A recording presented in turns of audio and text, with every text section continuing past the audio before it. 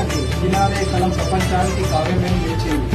సినీ తారల లోకంలో జీవన గీతాలై వినిపించింది. సినారే గజల్ గాన మధురమై నిలిచింది.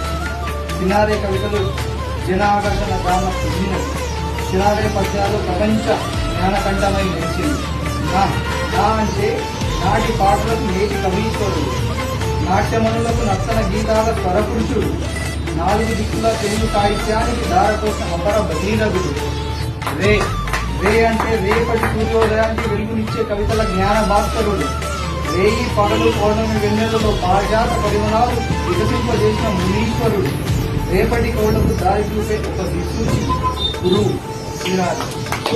గురించి అంటే ఆయన పురస్కారం నాకు కావడం చాలా సంతోషం సార్. లాస్ట్ టైం చేతుల మీద అంతకుముందు వాళ్ళ అమ్మడి గారి చేతుల మీద పురస్కారం తీసుకున్నాను.